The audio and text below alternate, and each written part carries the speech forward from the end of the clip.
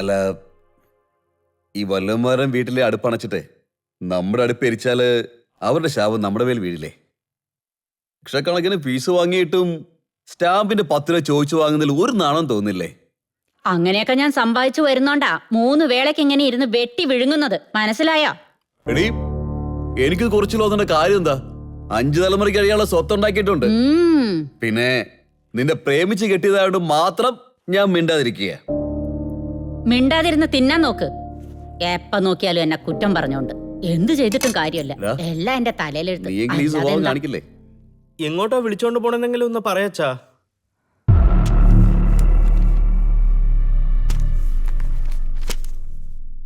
രണ്ടു വർഷമായിട്ട് ഈ കേസ് നീണ്ടുപോയിക്കൊണ്ടിരിക്കുകയാണ്. രണ്ടുപേർക്കും ചേർന്നൊരു കോംപ്രമൈസ് ചെയ്യാനല്ലേ? അതായത് സാർ, എനിക്ക് എൻ്റെ ഈ ജീവിതത്തിൽ ഒരുപാട് വേദനകളുണ്ട് സാർ. എനിക്ക് സമാധാനമായിട്ട് ജീവിക്കണം. എനിക്ക് എങ്ങനെയെങ്കിലും ഡിവോഴ്സ് മേടിച്ചു തരണം സാറേ. ഇദ്ദേഹത്തിന്റെ കൂടെ ജീവിക്കാൻ എനിക്ക് താല്പര്യമില്ല. എങ്ങനെയെങ്കിലും എന്റെ ജീവനാംശം വാങ്ങിത്തരൂ. ഞാൻ എങ്ങനെയെങ്കിലും ജീവിച്ചോളാം.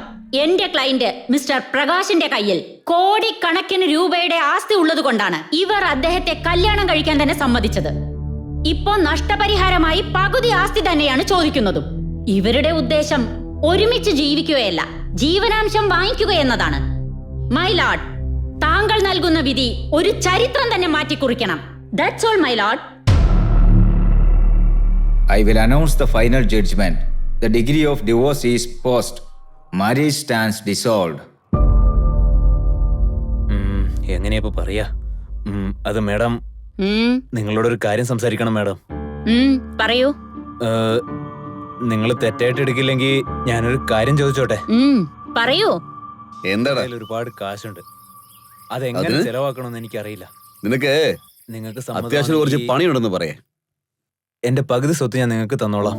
അത് മുഴുവനും ഞാൻ എങ്ങനെ ഒറ്റയ്ക്ക് അനുഭവിക്കുന്നത്? കൂടെ ആരെങ്കിലും ഉണ്ടെങ്കിൽ വളരെ നന്നായിരിക്കില്ലേ? നിങ്ങളൊന്ന് മനസ്സ് വെച്ചാ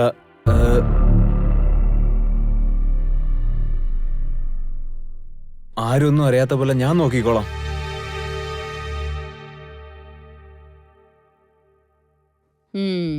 പണത്തിനു മുമ്പിൽ ബന്ധങ്ങൾക്ക് യാതൊരു വിലയുമില്ലെന്ന് ജീവിതം ആരംഭിച്ചപ്പോഴാണ് എനിക്ക് മനസ്സിലായത്. പണമുണ്ടെങ്കിൽ എല്ലാം ഉണ്ട്.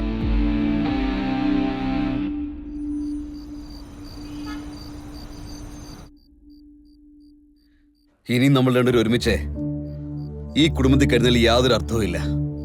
അർത്ഥം അന്വേഷിച്ചാലേ കിട്ടൂ, നോട്ടം കൊണ്ട് കിട്ടില്ല. അഴുക്ക് പറ്റിയിട്ടുണ്ടെങ്കിൽ അത് കഴുകിയാലേ പോകുള്ളൂ. അത് അങ്ങനെയല്ലെങ്കിൽ ശരീരം മൊത്തം നാറും. അങ്ങനെ നാറുന്ന രീതിയിൽ ഞാനൊന്നും ചെയ്തിട്ടില്ല. അങ്ങനെയാണെങ്കിൽ നിന്റെ ഓഫീസിൽ വെച്ച് ഒരുത്തൻ നിന്റെ കയ്യെ തൊട്ടപ്പോ നീ ഒന്നും ചെയ്യാതെ വെറുതെ ഇരുന്നത് തെറ്റല്ലെന്നാണോ? നിന്റെ വയറത് നാക്കില്ലായിരുന്നോ? നിങ്ങളുടെ തലയിൽ ബുദ്ധിയില്ലെന്ന് ഇങ്ങനെ ഇടയ്ക്കിടയ്ക്ക് തെളിയിക്കണ്ട. അതെന്റെ ഓഫീസാണ്. അവിടെ ആയിരക്കണക്കിന് ക്ലയൻസുകൾ വരും. അവരെ കൺവിൻസ് ചെയ്യേണ്ടി വരും, അവരോട് സംസാരിക്കേണ്ടി വരും. അതിനൊക്കെ എങ്ങനെ തെറ്റിദ്ധരിച്ചാ ഞാൻ എന്താ ചെയ്യാ? ഞാൻ തെറ്റിദ്ധരിച്ചു? ഞാൻ എന്താ തെറ്റിദ്ധരിച്ചേ? അല്ലാതെ പിന്നെ നിങ്ങളുടെ സംസാരം കൊണ്ട് അതല്ലേ തോന്നുക? ഞാൻ എന്റെ കണ്ണുകൊണ്ട് കണ്ട കാര്യമാ. അപ്പൊ ഞാൻ കാണാത്ത എന്തെല്ലാം വേറെ കാര്യങ്ങൾ നടന്നിട്ടുണ്ടാവും. ഇത്രയ്ക്ക് ചീപ്പായി സംസാരിക്കുന്നല്ലോ. ഞാൻ ചീപ്പാണല്ലേ? ഞാൻ ചീപ്പായിട്ട് സംസാരിച്ചല്ലേ? അങ്ങനെ തന്നെ.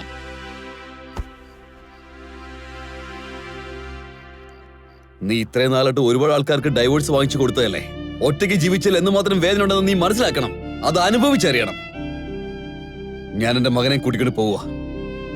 പ്രീതം, എടാ പ്രീതം, പ്രീതം. എന്താച്ചാ? നീ ഇനി ജീവിക്കാൻ പോകുന്നത് എന്റെ നാട്ടിലാണ്. വാ. ഞാൻ എങ്ങോട്ടും വരുന്നില്ല അച്ഛാ, ഇവിടെ തന്നെ ഇരുന്നോളാം. വരാനാ പറഞ്ഞത്? എങ്ങോട്ടാ വിളിച്ചോണ്ട് പോണെന്നെങ്കിലും ഒന്ന് പറയച്ചാ. ചെല്ലടാ ചെല്ല്. നിന്റെ അച്ഛൻ എങ്ങനെയാ നിന്നെ നോക്കുന്നതെന്ന് ഞാനും ഒന്ന് കാണട്ടെ. ഇന്ന് പോവും, നാളെ രാവിലെ തന്നെ തിരിച്ചു വരും. ഇത് കുറെ കണ്ടതാ.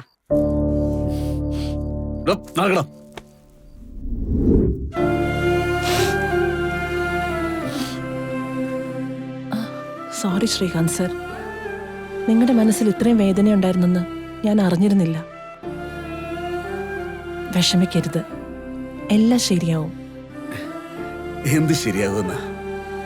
ഈ ലോകത്തില് 3/4 ആൾക്കാർ എന്നെ പോലെയാ. നമുക്ക് പോകാം. എന്നടാ തോറ്റുപോയപ്പോ കണ്ണുപടിച്ചങ്ങ് പോയോ? റോഡിൽ കൂടി പോകാൻ ആൾക്കാരെ നെഞ്ചത്തോടെ കയറ്റാൻ പോന്നെ? നിങ്ങൾ എന്താ വലിയ ഫ്രീഡം ഫൈറ്റർ എന്നാണോ വിചാരം? നിങ്ങൾ ജയിച്ചിരിക്കുന്നത് വെറും SDMC ഇലക്ഷൻ മാത്രമാ. MLA ഇലക്ഷൻ ആണെന്നൊന്നും വിചാരിക്കണ്ട. SDMC ഇലക്ഷനെ ജയിക്കാൻ പറ്റിയില്ല. ഇനി MLA ഇലക്ഷൻ എങ്ങനെ ജയിക്കും? ഇവിടെ അങ്ങോട്ടെല്ലാം തീർന്നു എന്ന് വിചാരിക്കണ്ട. ഇനിയും കാണാനുണ്ടല്ലോ നിങ്ങൾ എങ്ങനെയാ അധികാരം ഉപയോഗിക്കുന്നതെന്ന്. ഞാനൊന്ന് നോക്കട്ടെ. ഗുസ്തിക്കളം മാത്രം ഞാൻ വിട്ടിട്ടുള്ളൂ. തലയിൽ ഒരു കെട്ട് കെട്ടിയാലുണ്ടല്ലോ അതേ കരുത്ത് ആ ആവേശം ഇപ്പോഴും വരും. നിനക്ക് കാണണോ? കൂടുതൽ തിളയ്ക്കാൻ നിൽക്കണ്ട. നീ മൊട്ടേന്ന് വിരിഞ്ഞിട്ടേ ഉള്ളൂ. ഓ നോക്ക്. എന്നോടൊന്ന് ഏറ്റുമുട്ടി നോക്ക്. അപ്പൊ മനസ്സിലാവും മൊട്ടേന്ന് വരുന്നതാണോന്ന്. ശ്രീകാന്ത് സർ, ഒച്ചത്തിൽ സംസാരിച്ച പേടിക്കുന്നാണോ വിചാരിച്ചത്? നിന്നെപ്പോലെ എത്ര പേരെ ഞാൻ കണ്ടിട്ടുണ്ട്. പോയി വിടുന്ന്. തലം വിടാൻ നോക്കടാ. നിങ്ങളെ ഞാൻ എടുത്തോളാം. ഓ ആയിക്കോട്ടെ ആയിക്കോട്ടെ. അത് ടീച്ചറെ, ഇതിങ്ങനെ വിടാൻ പാടില്ല. ഇതിനൊരു തീരുമാനം ഉണ്ടാക്കണം.